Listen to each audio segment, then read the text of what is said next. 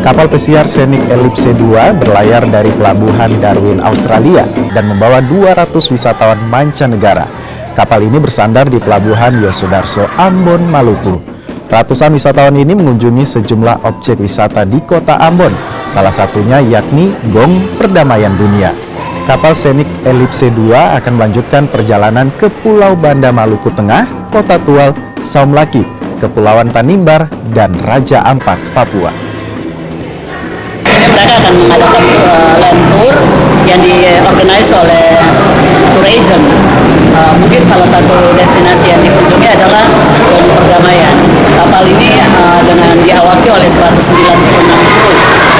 Ya, kami berharap dengan kedatangan kapal ini ada perhatian dari pemerintah daerah sehingga sektor pariwisata itu dapat ditingkatkan dengan membenahi destinasi wisata